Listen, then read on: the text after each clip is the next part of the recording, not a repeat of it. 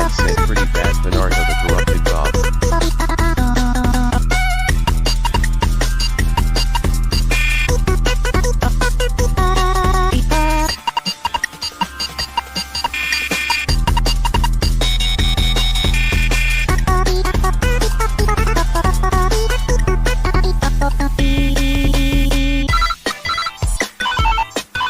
Darkest Lord's right hand said OTHX.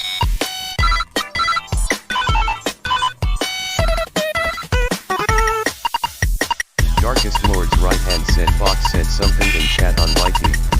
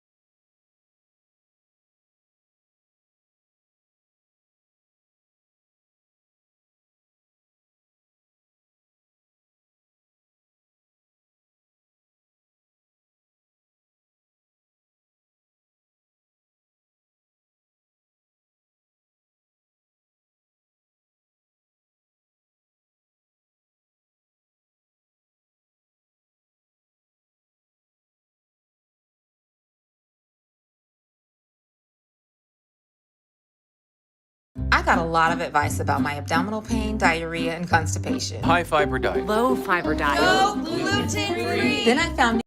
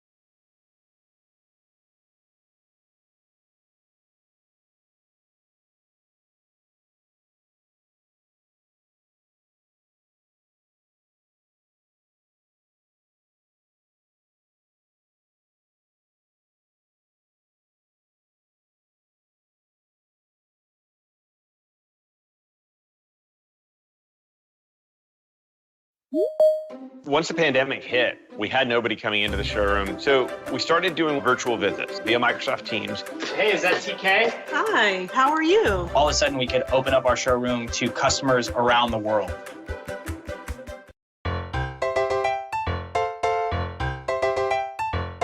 Alright, we're here, looking at the lore. I want you to show me if you know the score. Tell me what you know. Tell me what you know. I'm getting PO'd with that bippy bow. Your words are homogeneous, they're all completely meaningless. I'm getting serious, you're making me delirious. Forget you, boyfriend, I'm doing it myself.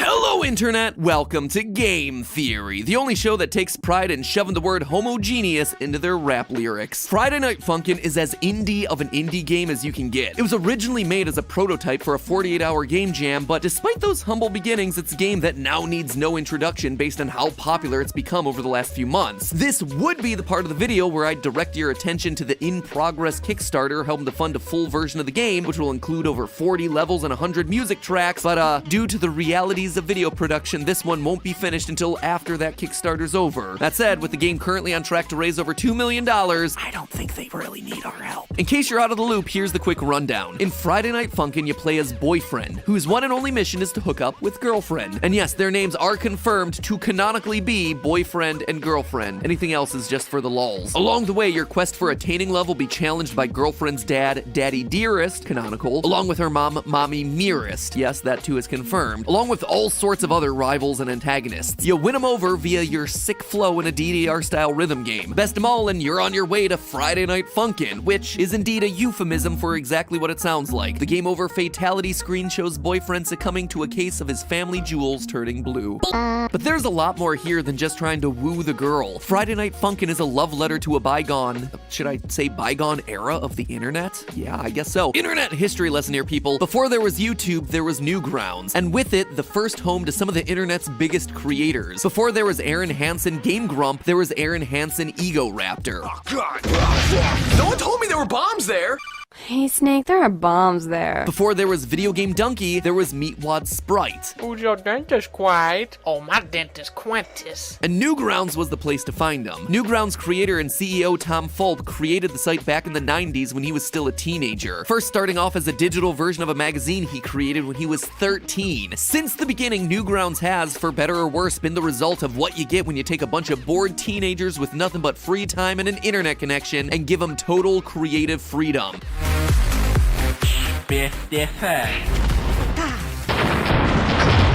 It was, and still is in a lot of ways, the place you turn to see games that were too raw, too random, and too violent for the mainstream. Parody videos of your favorite characters doing questionable things, and where you adjusted your age settings late into the night to see what was behind those big red A-rated videos. Remember, this was back in the 90s and early 2000s when most of us had never even heard of concepts like brand safety. And there was no worry of getting demonetized because, well, none of it was monetized in the first place. We were just making stuff to make stuff. Friday Night Funkin' is packed to the gills with Newgrounds history and references, and if we tried to unpack all of it, we'd be here for literal hours, and it'd be a different sort of channel. That said, if you are interested in a deep dive into Newgrounds history, go check out the channel Two Left Thumbs, who's already created literal hours of content documenting the numerous Easter eggs hidden throughout this game, alongside interviews with the original Flash creators of many of the series that it references. No, what I'm here to do is to dig into the lore of this game, because yes, there is lore beyond just blue-haired guy wants to get the girl. We know via AMAs on Reddit with the game's creators that there's an overarching story here, and that with regards to that, each week has a reason for existing, even the ones that don't have dialogue yet. So that's our quest today. Piece together the existing lore, try to fill the holes in the plot that we do have, and then predict where things are headed next for the final release of the game. And I think I'm on to some big reveals, like haven't you wondered why Mommy and Daddy are attacking a mall Santa in week 5? Or what the origin of the Lemon Demon is? Well, I think I'm on track to getting this whole thing figured out. Will it be speculative? Absolutely. Is it more hypothesis than actual theory? You betcha! Am I aware that the game devs have gone online to talk about some of this stuff in a way that directly contradicts some of what we're talking about today? Yes, and I don't care, because I think they're keeping secrets for the final game. Does it give me a chance to spend a week listening to this music on loop while I research the script? Undoubtedly. And that, my friends, is why we're here. So let's get one thing out of the way right off the bat. The way the weeks are presented in-game is misleading. Sure, they're numbered 1 to 7, 7, but from a lore perspective, this isn't an accurate timeline of events. Phantom Arcade, the game's story lead slash animator slash character creator, confirmed this during a live stream. Week 2 is supposed to come after the mom. Meaning that the events of week 2 actually come after the events of week 4. In other words, we've got some untangling to do. Luckily, our story doesn't start too confusing. The first week, week 1, is indeed the first week chronologically. Boyfriend battles Daddy Dearest, who apparently doesn't take too kindly to the idea of his daughter getting funky on a Friday night. After he loses, Daddy Dearest is humiliated, and so he hires a mercenary to kill off Boyfriend, cause why not? Enter Pico, the main antagonist of week 3. He's a merc who was hired by the dad to go with the boyfriend after the boyfriend humiliated the dad by beating him in the first stage. Pico doesn't quite know who he's being sent to kill until he gets there, and then he finds out that it's somebody he used to know. Someone he used to know, huh? Who could that be? Well, Pico is an old Newgrounds mainstay with his own series of games including Pico School, Pico Simdate, and Pico's Infantry Covert Operatives game, to name a few. But in one of those games, Pico School Love Conquers All, released last month for April Fools, we get hints that Pico and Boyfriend might have actually had themselves an intimate backstory. This is my boyfriend. Everyone at school is totally cool with it. I'm not saying everything is perfect, but our planet is coming around. Now, obviously this was an April Fool's project, and most likely set in an alternate universe, so can we really believe that Boyfriend and Friday Night Funkin' might have a romantic backstory with Pico? Yeah, actually, 100% yes. Look no further than the developer posts on Reddit and Twitch streams. Pico and BF are canonically exes. That is real. That's not meme. So if you played the level and assumed that Pico was a jealous ex, you were absolutely right, but maybe not in the way that you first expected. The next antagonist in the timeline is Mommy Mirist, duking it out on the roof of a limo speeding down the highway with an army of backup dancer henchmen. And if the limo didn't tip you off, Girlfriend's family is loaded. We see it briefly in one of the earliest trailers for the game, but Daddy Dearest is a former rock star. And according to details shared on the game's Kickstarter, Mommy Mirist is a pop star in her own right, hence the limo and all the dancers. It's also worth noting that those demonic backup dancers are apparently grown in bottles, a detail that's going to become very important later on as we talk about the lore. The fact that they could be regrown though is good, considering in the final game they'll likely die during one of the song transitions. In a now deleted tweet, Phantom Arcade hinted at this surprise death, and looking at unused sprites hidden in the game, we see them ripped to pieces, with the first in the sequence showing them clearly getting hit in the gut by something. That something is likely a low-hanging light pole, another unused sprite found in the game's files. Now this is where we're really going to start filling in lore holes with puzzle pieces sourced from various developer comments. After his battle with Mom, Boyfriend's musical ability seemingly manages to gain him acceptance from the family. We know this based on a bit of lore that dev Phantom Arcade dropped during a live stream. The boyfriend gets accepted by the family because week 2 is supposed to come after the mom. And yeah, while Dad and Mom might no longer consider Boyfriend a target for murder, they're still willing to mess with him, which leads us to Halloween. When the boyfriend's accepted by the family, they sort of invite him over and like play cruel tricks on him. So they make him come over to their like spooky Transylvania house and pass out like candy with the girlfriend on Halloween, and the spooky kids stop by. Those spooky kids, by the way, are Skid and Pump, characters from the Spooky Month video series and originators of the Spooky Dance. However, not everything is as it seems. Turns out they were kind of being tricked by someone not so nice. Someone not so nice is the monster with a lemon-shaped head. And yes, it's merely lemon-shaped and not actually a lemon, according to the devs in yet another deleted tweet. Regardless of what his head really is, though, he makes no secret of the fact that he intends to eat Girlfriend. Darkest Lord's right hand said OMG. Pretty explicit stuff Darkest there, but Lord's right why? hand said Just I because made he's it a far. monster, or Darkest is something Lord's more right going hand on said. here? And this is where we get back into heavy theory territory. Remember when I said that Mommy Mirist's backup dancers are born out of a bottle? That's why them getting murdered by a telephone pole hereditary style didn't matter a whole lot, because they could just be regrown. It could tie in with something in the Lemon Demon's lyrics. While the appearance with Skid and Pump had to be pieced together by the fan community using unused assets, Lemon Demon officially makes an appearance in week 5 at Christmas in the level with Mall Santa. Just out of nowhere randomly appears. It is a weird transition. It's kinda the only one like it in the game thus far. But in his song Winter Horrorland, we get this lyric. Snowmen smiling with your teeth,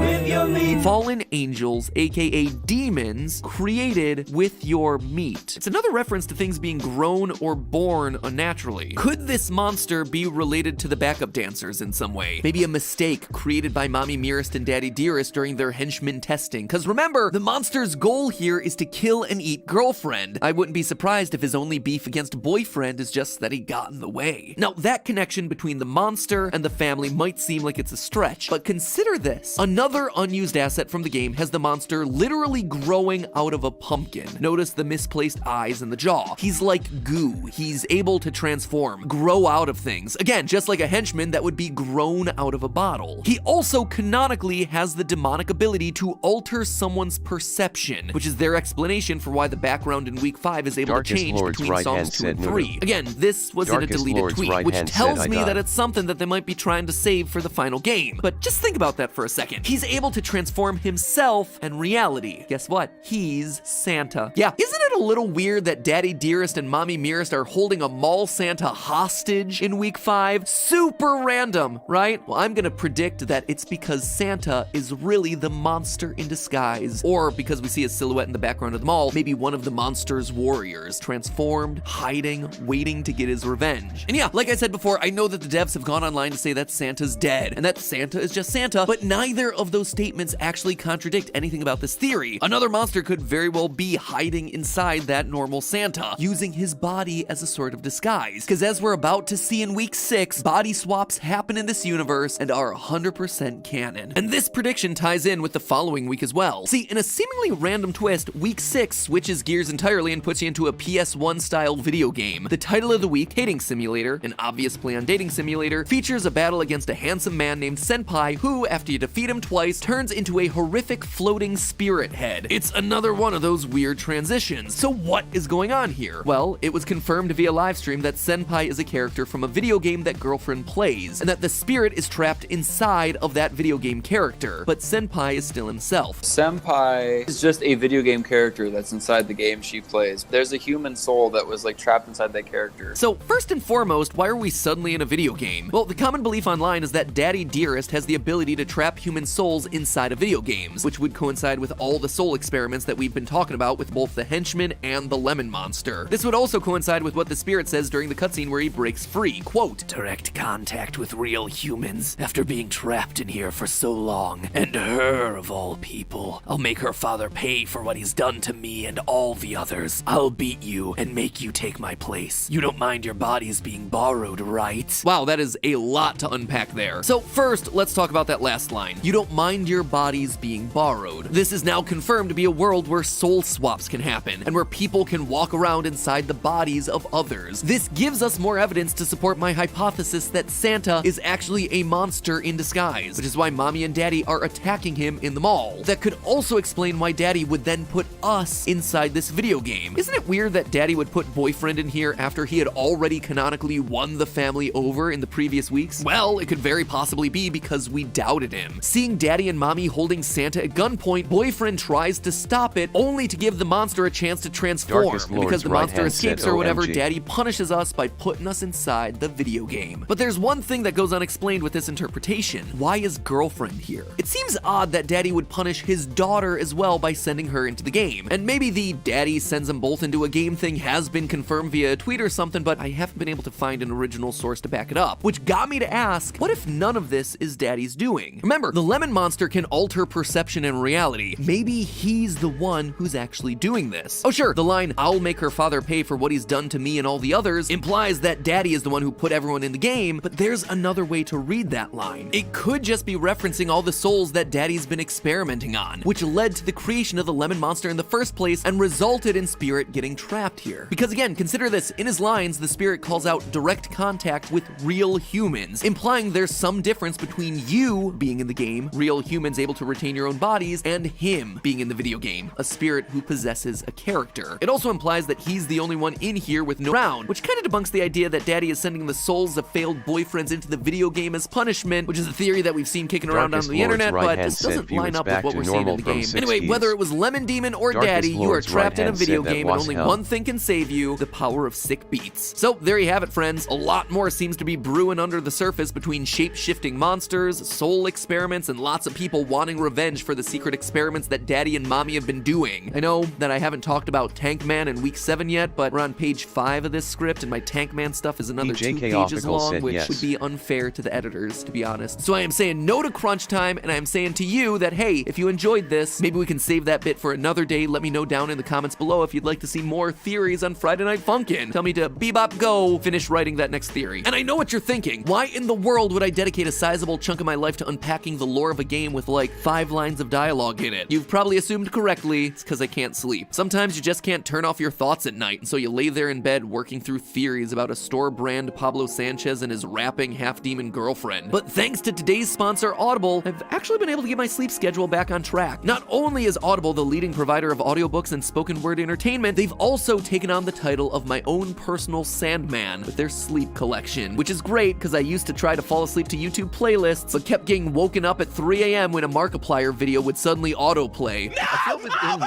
Their sleep collection includes Audible original bedtime stories and guided meditations voiced by captivating storytellers like Carey Mulligan and Kiki Palmer, with each track created specifically to help you fall asleep, stay asleep, and wake up in the morning with the right mindset. And I mean this in full sincerity. There is absolutely nothing like the experience of letting Sean P. Diddy Combs lull you into a peaceful slumber. But hey, if relaxing isn't your thing, Audible's got you covered. With an Audible Plus membership, you get access to the entire Audible catalog Darkest on Lord's top of right-hand access said to bullet. original audiobooks, podcasts, and more. Fun fact, if you listened to every title on Audible, you'd be listening for more than 3 centuries. Yes, I ran the math because that is how I choose to spend my free time. So if you're looking to engage your brain, entertain yourself, or just get some darn sleep, you can get started today at audible.com/MattPat, M-A-T-P-A-T, or if you're on your mobile device, text MATPAT to the number 500-500. That's audible.com/MattPat or MattPat to 500-500. And remember, most of all, it's all just a theory. A game theory. Thanks for watching.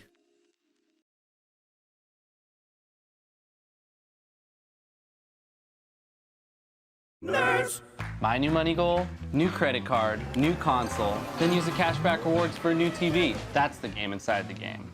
Discover and compare the smartest credit cards, mortgage lenders, and more, so you can make your money goals happen on NerdWallet. Ladies and gentlemen, today we're kicking off Game Theory's 10th anniversary month. Yes, I am that old. April 18th will officially mark 10 years since the first episode of Game Theory was uploaded. For context, my debut was the same year that everyone fell in love with a Pop-Tart cat flying through space, and Rebecca Black's Friday was the most watched video on YouTube, and yet we still call them the good old days. Anyway, to celebrate the channel being older than dirt, all month long we'll be doing special events, like remastering an old theory or two, giving you a behind-the-scenes look at what it actually takes to do these things in 2021, and capping it all off with a live stream celebration on April 30th to thank you guys for an unreal decade of overanalysis. There's also a commemorative 10th anniversary gold foil shirt filled with Easter eggs from the past 10 years of episodes if you want to celebrate alongside us. That's available right now below this video and only until the end of the month, so if you're interested, grab it before it's gone. As for today's episode, well, it wouldn't be an anniversary of this channel without an episode about FNAF. And what better way to cover our longest running series than doing it rewind style. Oh, that's hot. Not that rewind. I'm talking about editing it in all the styles that we've had across the 10 years of this channel. So without further ado, let's talk about new developments in FNAF in Game Theory styles through the ages.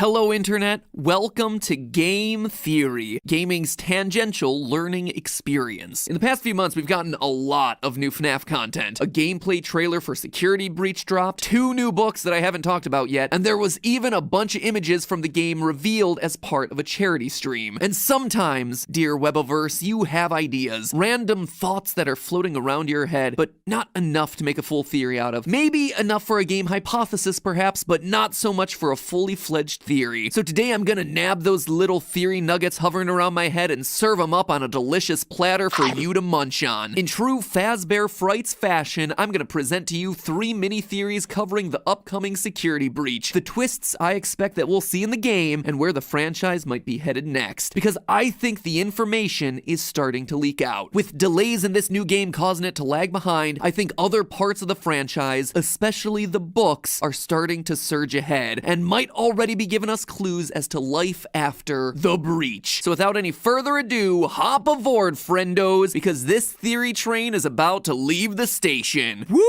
Woo!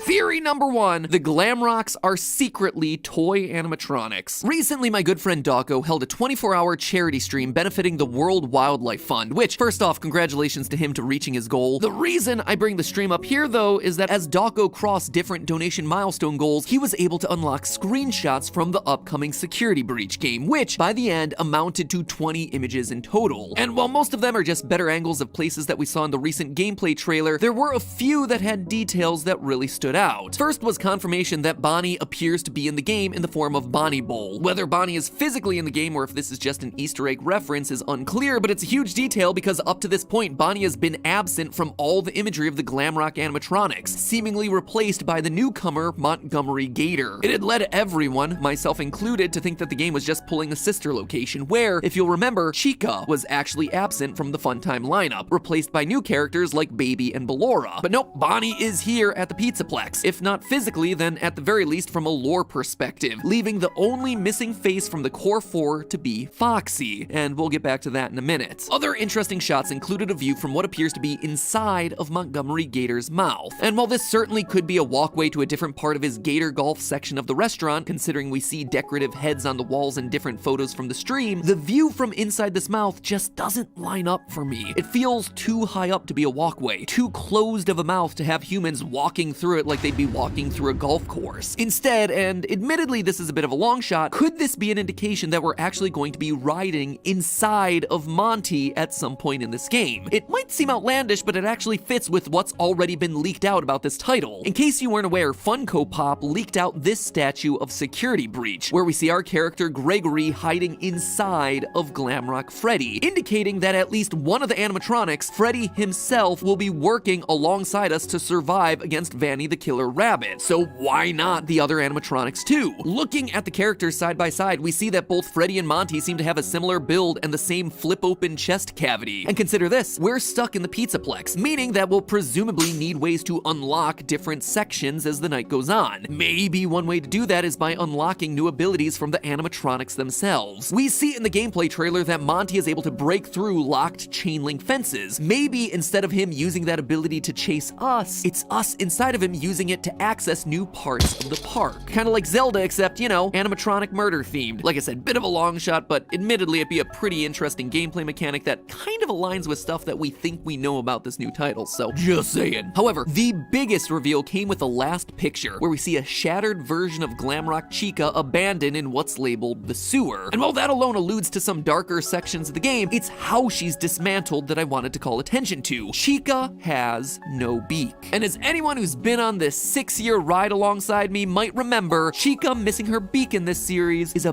big deal. Way back in the days of FNAF 4, Scott went out of his way to draw our attention to Toy Chica missing her beak. So, completely out of nowhere, Scott emailed me saying, clue. During the minigames in FNAF 4, why would the tiny toy Chica be missing her beak? Oh my gosh, and even in the asset you see Chica's beak lying on the ground. Wow, so many memories coming back from that one. Oh, that was such a cool stream and such a cool day. Anyway, the missing beak is a reference to two things. In FNAF 4, there's a tiny toy Chica with a beak that's lying on the ground, which itself is a reference to way back in FNAF 2, where the new version of Chica at the time, dubbed Toy Chica, would lose her beak when she went on the attack. So to see Glamrock Chica here missing her beak seems to be Scott and Steel Wool suggesting that she is none other than a reskinned version of the toy animatronic dating back to FNAF 2. And while that might seem like a leap in logic, the closer you look, the more this seems to be the case. Look at the similarities in the face shape, eye size, and hair feathers between Toy Chica and Glamrock Chica. Same round head, same slimmer body shape. Heck, if we're truly getting old school with it, let's count fingers and toes, friends. 4 fingers and 3 toes on Glamrock Chica, just like the 4 fingers and 3 toes on Toy Chica, which, mind you, is not the same as every other iteration of Chica. Even the material that she's made out of appears to be the same, that hardened, glossy outer shell that would crack and shatter rather than rip or tear or mold like you see with the other old versions of the animatronics. Want even more proof? Remember how I said that Foxy isn't present in this game yet? Well, you know the only animatronic without a toy version? Foxy. It was true in FNAF 2, no toy Foxy. It was true in the FNAF 4 mini toy game. Bonnie, Chica, Freddy, but no Foxy. And here again, if these are indeed reskinned toy animatronics, there's no toy Foxy. Follow the missing Foxy, my friends. Follow the Foxy. Now, why would this matter? Well, it actually matters a lot. If you can remember back that far, the toy animatronics are actually meant to be friendlies to children. You don't have to take my word for it. Let's listen to another blast from the past explain it. They've spent a small fortune on these new animatronics. Facial recognition, advanced mobility, they're all tied into some kind of criminal database so they can detect a predator a mile away. Someone may have tampered with their facial recognition systems. The characters have been acting very unusual, almost aggressive toward the staff. They interact with the kids just fine, but when they encounter an adult, they just stare. They interact with kids just fine. The reason they attack us in the game is that we're an adult, a security guard that looks an awful lot like William Afton, but kids are fine. Again, if Security Breach is all about animatronics helping Gregory against the threat of Vanny, this makes perfect lore sense. Greg, that this OMG. one might just be a slam dunk. Darkest But Lord's hey, right hand that's said, I just unlocked a God theory. My first I want to see the whole world through her eyes. There's something on your shirt. Yo! This is me. Let's go! In the Heights, rated PG-13, June 10th. first theory of the day. We've still got 2 more to cover. Theory number 2, Elizabeth Afton is the real villain. Over in Bookland, things are getting weird, which, you know, when it comes to a series where a rotting flesh suit filled with robot spaghetti is normal, is saying a lot. We'll get around to me being impregnated by a video game and giving birth to a baby rabbit in the next mini theory, but first, I wanted to touch on a security breach theory that I've been banging on for about a month now. The fact that we'll need to redeem Vanny the killer for some sort of good ending in this game. I feel like the evidence for this has been pretty convincing thus far. Her being called a reluctant follower in FNAF VR's audio recordings, the fact that in FNAF AR we have a series of emails from a character named Ness, as in Vanessa, Vanny, actively searching for such contradictory terms as help and how to induce compliance in human subjects, indicating Glitchtrap's control over her is not complete and she's trying to escape his grasp. There's more, but I've covered all that in much more detail in a previous theory. Suffice it to say, I feel good about that theory as it applies to Security Breach, but now we're getting even more evidence from outside of the games, via the most recent Fazbear Frights book, The Cliffs. At this point, we're at book number 7, so you're probably aware at how these things work. 3 short horror stories set in various corners of the FNAF universe, followed by an epilogue that continues an ongoing narrative about a creature named the Stitch Wraith, with Scott telling us that details from these stories will give clarity to the lore of the games. So what's new this month? In the latest epilogue, we have a lot of things going on. William Afton, having just spontaneously exploded his body in a previous story, now possesses a bunch of trash and machine parts. He's basically acting like a vacuum, sucking in everything around him to create, no joke, a giant 15-foot tall trash rabbit that the book calls the Afton Darkest Amalgamation. Right, and if you think that sounds weird, yes. Now, I am not gonna sit here and say that we will at some point in this series be forced to fight a giant trash bunny possessed by a serial killer. No, the reason I bring Trash Afton up is that what he does in the book seems relevant to our ongoing Vanny theory. Quote again, "The problem was that when the trash monster stabbed the detective, it infected him with the spirit of the horrible man who animated it. For sure, Afton's spirit would fill the detective with evil, but what if it did more than that? What if it killed him? Jake had to get the infection out." Afton, at this point in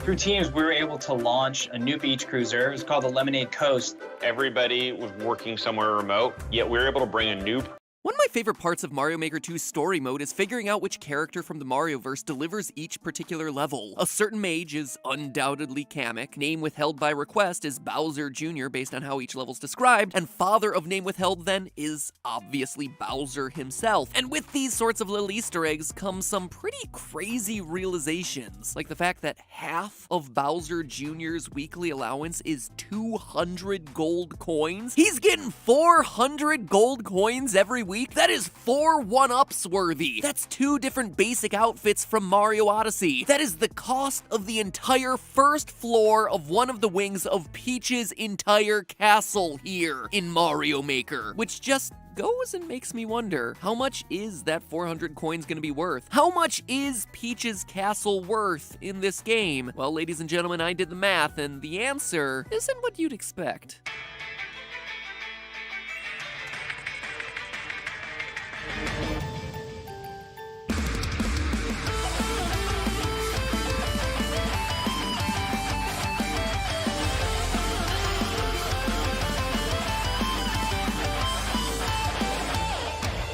Hello, Internet! Welcome to Game Theory, the show that, much like Bowser, just won't leave the Mushroom Kingdom alone. Speaking of Bowser, I'd like to extend a long overdue welcome to Doug Bowser, the new president of Nintendo of America, taking the place of my body is ready himself, Reggie Fils-Aimé. Reggie left some big shoes to fill, in more ways than one considering the guy's 6'1". But Doug, you, my friend, are living proof to the power of nominative determinism. The term nominative determinism is the theory that says that your name biases you into certain career paths. Like, say for instance, your name is Seymour Butts, and you wind up as a proctologist. Or, surprisingly, how men named Dennis are actually more likely to become dentists. True story. Now, the scientific evidence is a bit spotty, and recent research seems to be overturning a lot of these early findings. That being said, a man named Bowser going on to be in charge at Nintendo? What are the odds of that? It's insane! Pew. Guy's a super villain, isn't he? It's gotta be. He's gonna take over the company. Drive it into the ground, and he'll be like, "Ha-ha, Mario! I've beaten you this." I don't know why I gave Bowser a Mario voice. "I've defeated you by finally taking over your company." It's not even a Mario voice, it's just garbage voice. Everyone behind the camera is like just shaking their head in shame. I'm embarrassed to be here. Let's move on with the episode, please. Anyway, the long and short is that Mario Maker 2 is out now, and I've been having a ton of fun with it. If you've got a level that you think I should play, scroll down to the comments section and leave the code right there. Chances are, I'm gonna be playing it on GT Live. But, in a pleasant surprise, the game also shipped with a story mode, where a bunch of toads are working to rebuild Princess Peach's castle after a creepy dog here with a Wii Fit balance board around his neck hits a button and rocket wipes the castle away from existence. Look, you know what? I'm not complaining here. Beggars can't be choosers. It's kind of fun. The levels are actually really creatively designed and show the breadth of what you can do in this game. And the TLDR of the whole thing is that in order to fund the rebuilding project, Mario has to complete levels and gather coins, purchasing upgrades until the castle is standing proud once again. Well, the story might be dismissed by some as a simple tutorial leading up to the real game of playing the homebrew Mario levels of online strangers and raging out as you continually lose against Ross's levels from Game Grumps. The story mode is interesting to me for one major reason. It introduces us to the strangest Mario character ever, the religious eraser. Does some doubt still linger about the path you have chosen? Let me erase the stain of doubt from your mind. Let us cleanse ourselves. Okay, so the story mode's interesting for 2 reasons. One, the very creepy, very disturbing religious eraser that probably merits his own theory on another day. And 2, by giving us a complete tally of exactly how much money it takes to construct Peach's castle as measured in coins, which means if we compare that building cost in coins to the real-world building cost of a similar-sized castle or similar building supplies, it could finally reveal the answer to the secret of the Mushroom Kingdom's economy. Just how much is 1 gold coin in Mario actually worth? And what is the value of Peach's castle? All of those answers and more are what I plan to find today. Now, calculating the cost of Peach's castle in Mushroom Kingdom currency is actually shockingly easy. All you gotta do is tally up the coin costs of all the individual upgrades, because we see it built from foundation up through roof, including little amenities like cannons and stained glass. If you add up all those various costs throughout Mario Maker 2's storyline, Peach's 100% completed castle costs a total of 14,100 coins. Seems pretty affordable, but then again, these are gold coins that we're talking about, and more often than not, these hunks of precious metal are at least the size of Mario's oversized bubblehead, so each one could be their own small fortune for all we know. So, with the number of coins in tow, it's time to translate those castle costs into real-world costs. And it's here where things start to get a little bit more complicated. How do you price out a fictional building? Admittedly, we've done it once before on this channel with the Luigi's Mansion episode, but in that game, Luigi sees every single room. Heck, forget seeing every single room. He is humping every single chair in every single room looking for a few extra bucks. The castle in Mario Maker 2, however, is a completely different situation. Sure, it was built for Princess Peach, thereby making it Peach's castle in one sense, but this isn't the Peach's castle that we've seen throughout the rest of the franchise. If its relatively small size wasn't clue enough, notice that we build a foundation, but we leave no room for a basement. This in turn clearly eliminates the design for Peach's castle from Super Mario 64, where the basement had, without exaggeration, the best levels in that game. Evidently, Peach is just a princess of many different homes. Your princess is in another castle? Sure, why not? She apparently has a couple. This one must just be her summer vacation home. Oh wait, that's Isle Delfino. It's just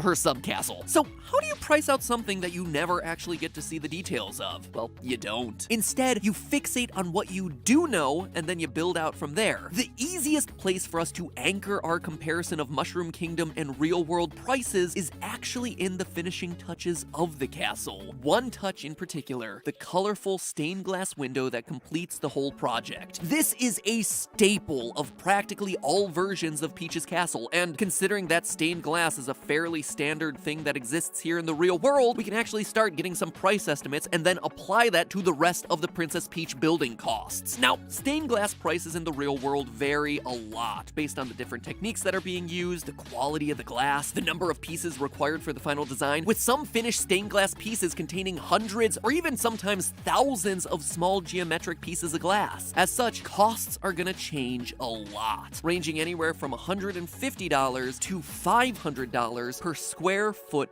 of window space. Surprisingly though, our image of Princess Peach is actually a fairly simple design. It contains less than 100 pieces in total, and even then those pieces are large, and they're mostly basic, simple shapes that wouldn't require a lot of precision cutting to It's 3 a.m. I need a taquito. If you want it, we can get it from the 7-Eleven. It's a big old dryer sheets, pickles, tall boys, doggy treats. If you want it, we can get it from the 7-Eleven. Tippy driver. Have you thought about hiring a personal injury attorney after a car accident or slip and fall, but you're not sure what the process is like?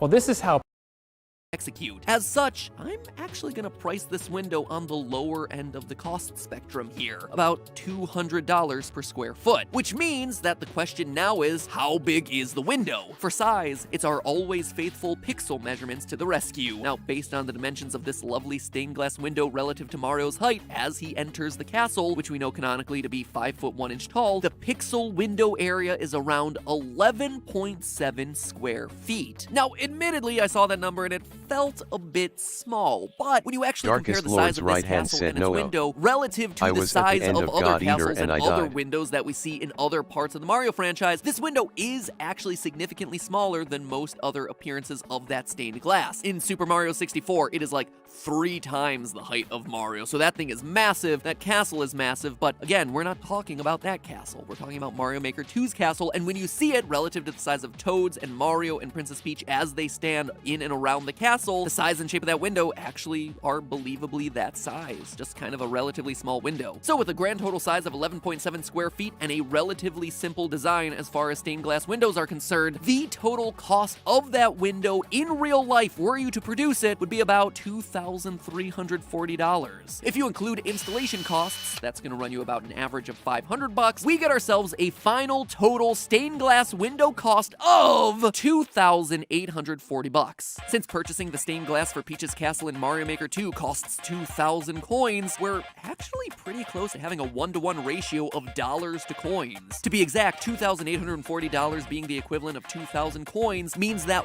one Mushroom Kingdom gold coin is worth $1.42. That is it, $1.42. You're lucky to get a McDonald's hamburger for that. It seems unbelievably low, but believe it or not, this incredibly low estimate is actually consistent with what we see across the greater Mario franchise. In his video calculating the richest video game characters of all time, my fellow game theorist Austin used a similar method, where he priced out a pair of musical symbols that are available for purchase in Super Mario RPG, and he found that the coin was only a few cents higher. In RPG, symbols cost 42 coins, making each coin worth about $1.66. That's not that far off, and it's confirmed across multiple games using multiple real-world items. So it's a pretty good standard measurement. But still, it seems unbelievable, right? We are talking about giant discs of gold floating in midair. It has gotta be worth more than just $1 and change, isn't it? Again, that's what my MatPat Tingle was telling me, but then I thought about it, and it started to make a bit more sense. For us, gold is super valuable because it's super rare as a metal's concerned. But in the Mushroom Kingdom, all you need to do is walk down any random forest path and you're already finding yourself a couple hundred. The biggest challenge in Mario